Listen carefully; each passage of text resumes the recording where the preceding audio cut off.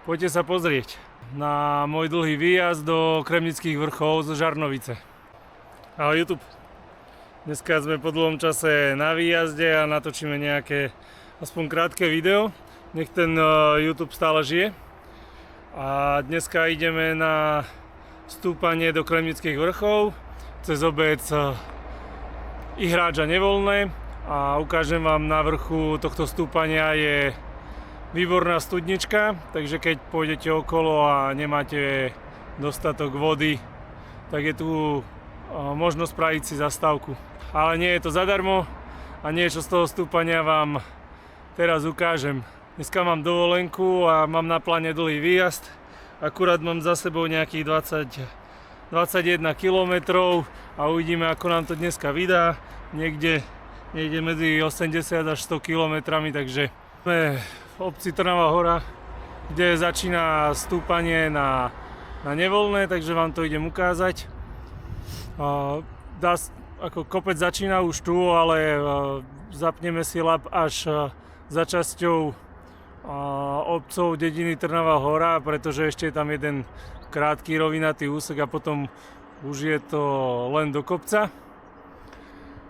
Ale oficiálne stúpanie začína už tu a v roku 2024 myslím, že tu boli preteky okolo Slovenska s horskou prémiou na tomto kopci, ktorá je zakončená studničkou v obci. Takže prvé stúpanie cez obec Trnavá Hora, prejdeme cez železničné priecestie a bude nasledovať krátka rovinka a potom je to veľmi pekné pozvolné stúpanie so záverečným strmákom. Tak po rovinke stlačím tlačítko Lab a hore si pozrieme, ako to vychádza aj s číslami kilometrov, koľko vatov som musel tlačiť, lebo doteraz to bola zóna 2, ale do tohto kopca ju určite neudržím. Sme už na spomínanej rovinke, dole pod nami je ihrisko a vyklepeme nohy pred náročným stúpaním. Tu je to super aj v lete.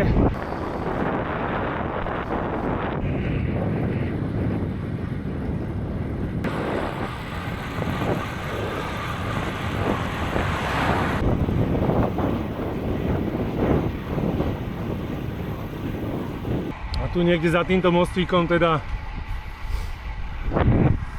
začína stúpanie, takže ja zapínam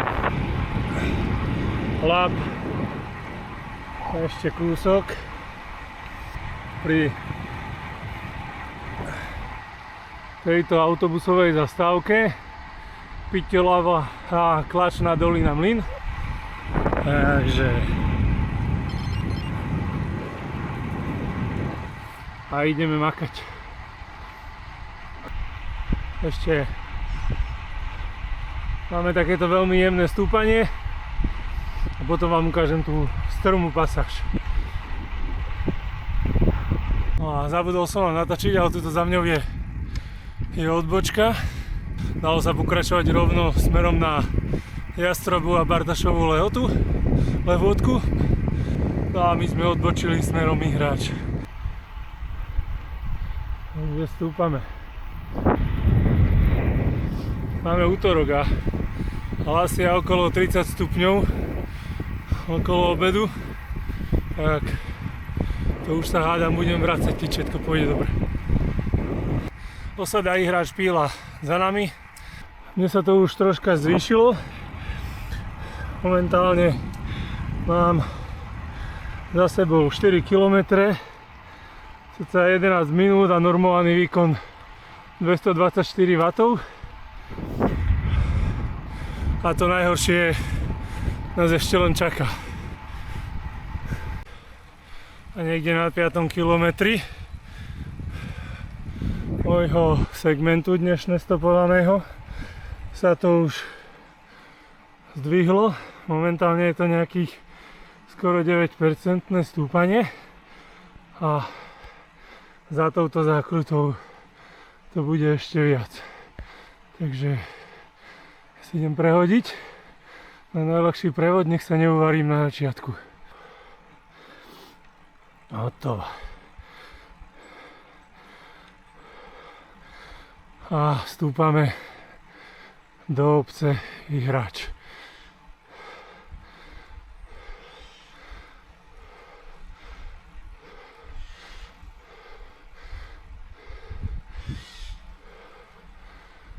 V dedine sa to troška vyrovná, dajú sa tam oklepať nohy.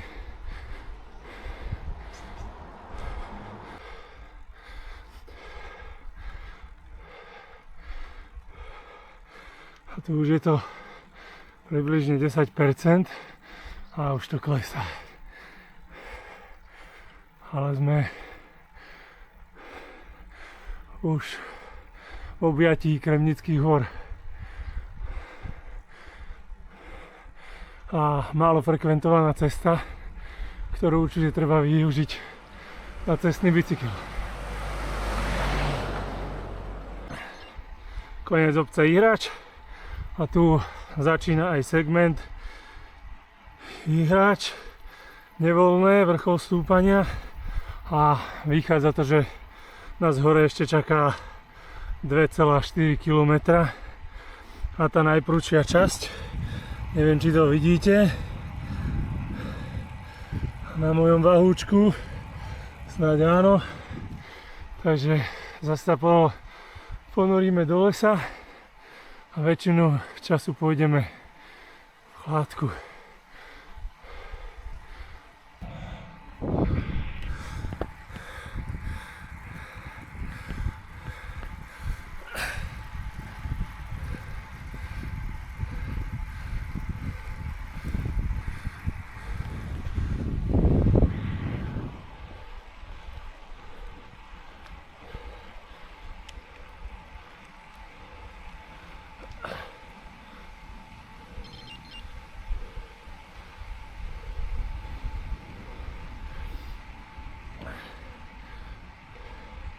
Sme takmer v najprvšej časti, nejakých 10% mi tam ukázalo. Tak odložím kameru a idem šlapať. Dobre, prešli sme časť, kde to malo aj 14% a dostávame sa k druhej takejto skoro 180 stupňovej zákrute. Sa dajú na sekundu oklepnúť nohy. No a už to bude len nejaký kilometr na vrchol stúpania.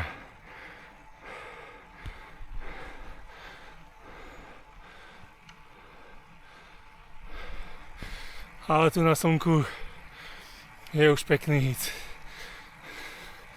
A mne dochádza baterka, tak snáď stihnem natočiť všetko. Takže aspoň záver a studničku.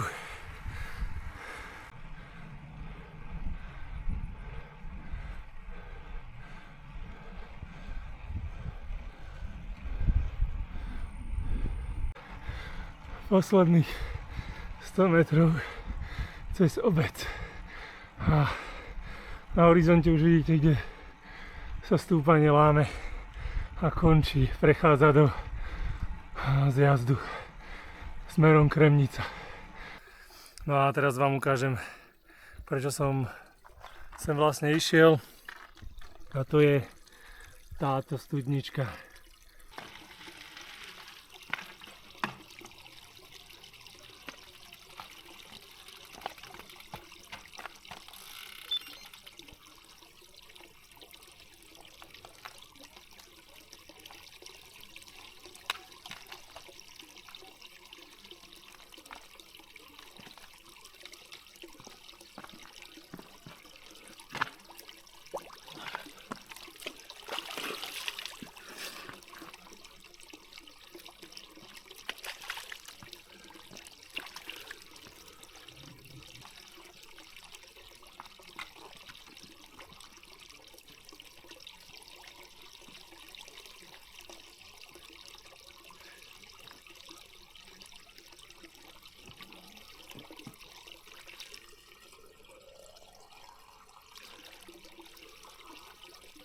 Takže si to zhodnotíme.